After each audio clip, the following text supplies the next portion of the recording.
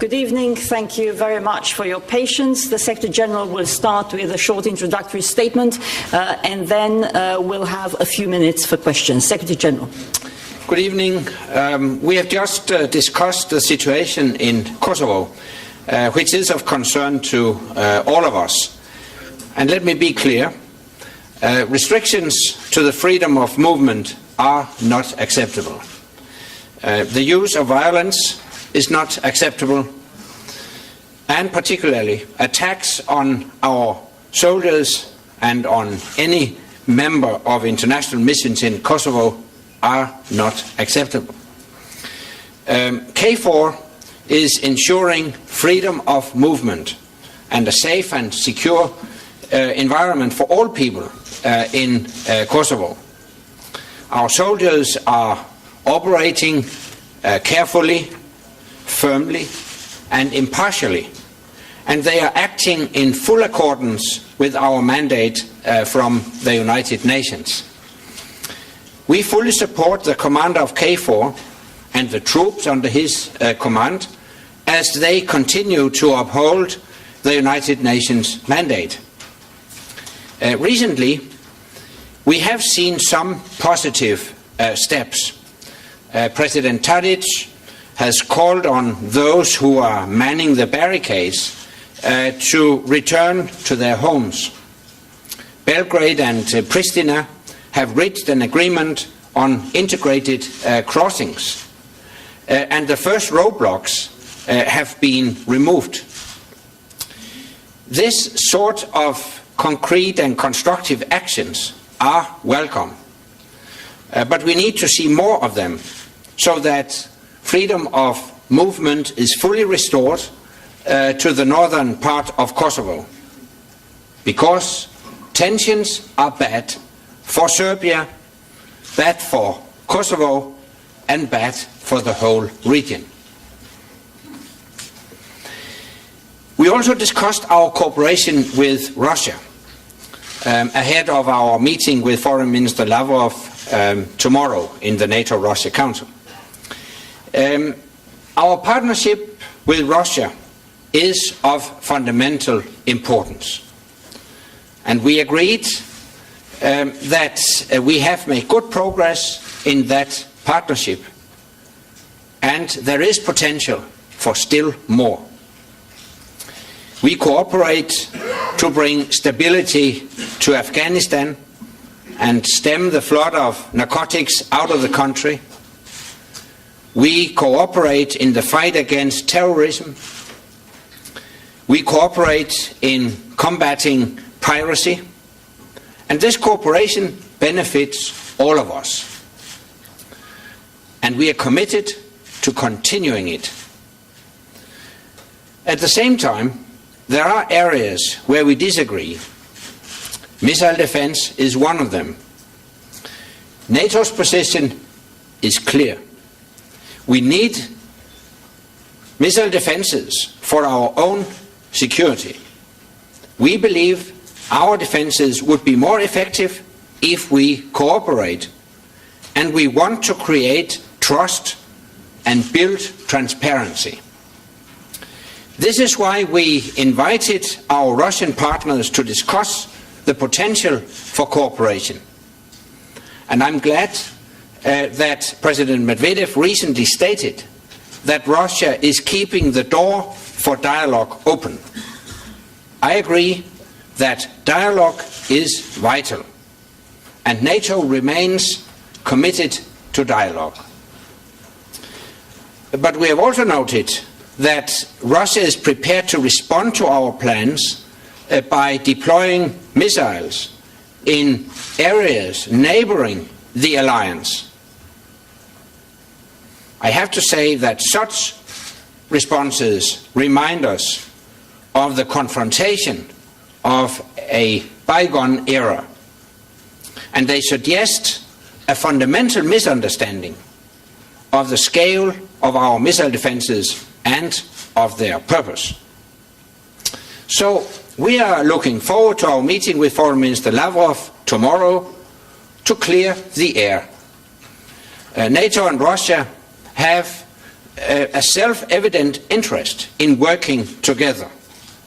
In many important areas, we are already working together. And I firmly believe that there is great potential for us to work together still more closely. And with that, I'm ready to take your questions. And I would like you please to introduce yourselves, your organizations, and also to stick to one question if possible. We'll go to German television.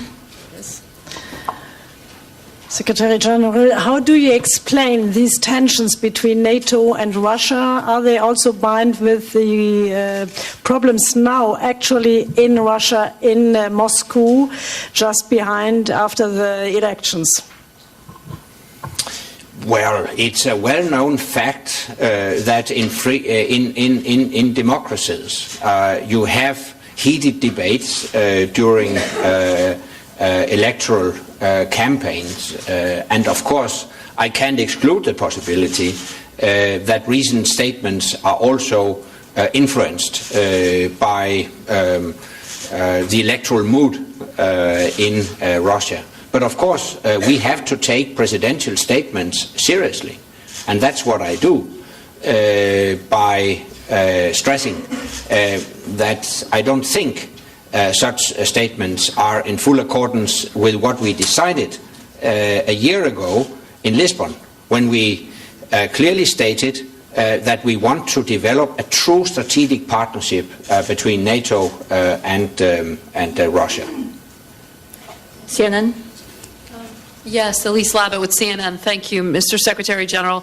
I'd like to expand on your comments of Russia between President Medvedev's threats to deploy the missile system and also the Russian rep here saying that it would tie its displeasure on missile defense to the transit of ISAF supplies in the Northern Distribution Network. Do you consider this an official Russian position on Afghanistan and tying it to the Northern Distribution Network and missile defense? What would the consequences be for ISAF, especially given what's going on with Pakistan and its closing of the border? And what would the implications be for Russian-NATO cooperation in some of those other areas like counterterrorism and piracy that you just mentioned? Thank you. I think, honestly speaking, that it's an empty threat because it is clearly in Russia's self-interest to contribute to a success in Afghanistan. Russia knows from bitter experience that instability in Afghanistan have negative repercussions in Russia as well. And obviously that's also the reason why Russia has embarked on a cooperation with NATO and with ISAF by providing a transit arrangement. Actually, 1 year ago in Lisbon, we decided to expand that transit to be a reverse transit. So I would be very surprised if Russia took a step that is in direct contradiction with what is Russia's self-interest.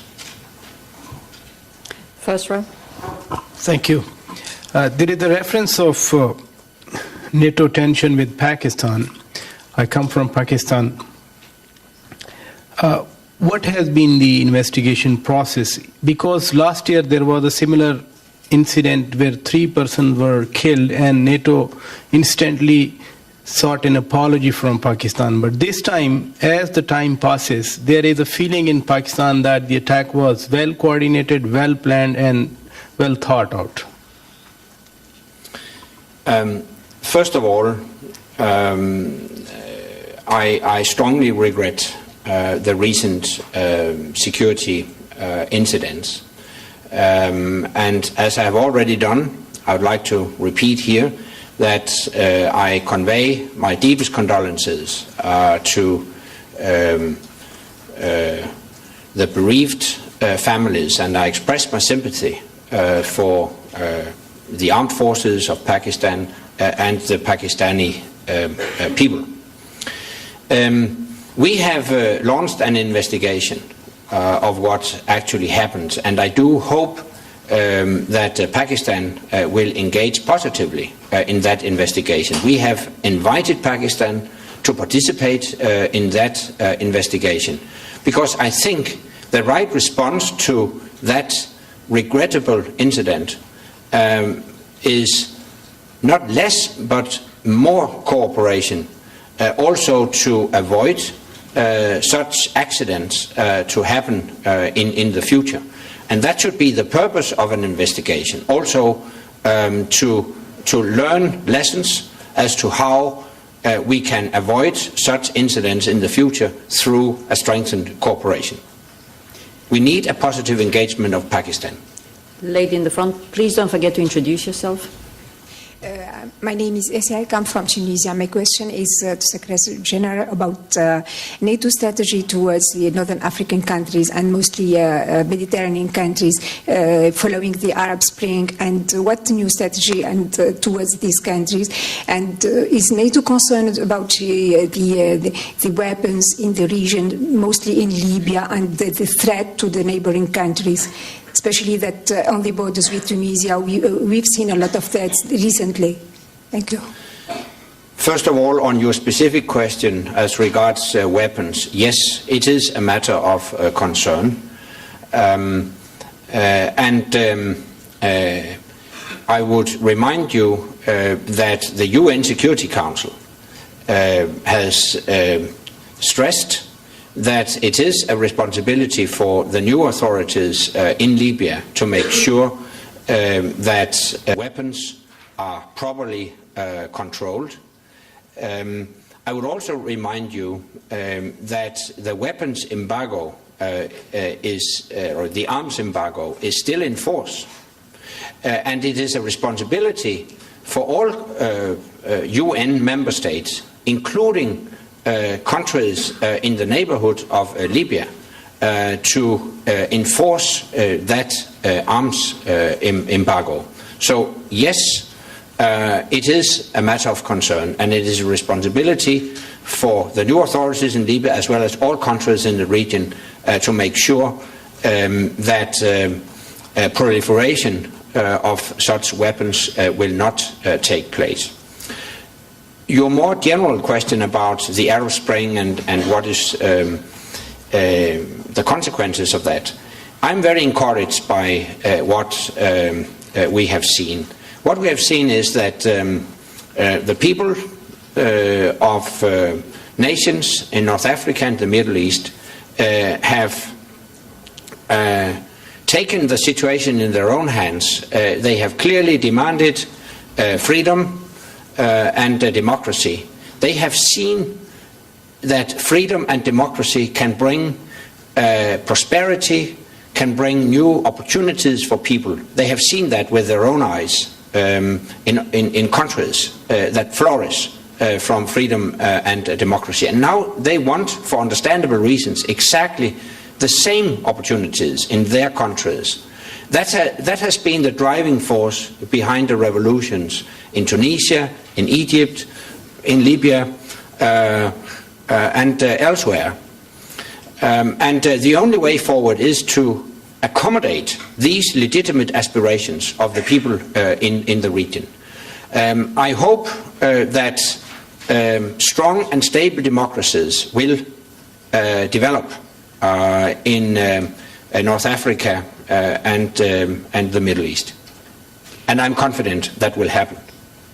Over there. Vaidas Aldžiūnas, Lithuanian Daily, Lietuvos Rytas. So as you mentioned about Russia's response towards missile defense shield,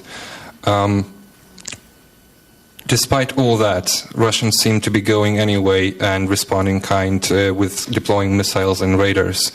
So as some NATO countries have already expressed a concern that Russia is strengthening its military capabilities on the western borders, would NATO, apart the talking and urging Russia, respond in any other kind, or would it seem any similar responses as an escalation? You don't want to lead to unexpected scenarios. Such reactions would definitely be premature. Let me remind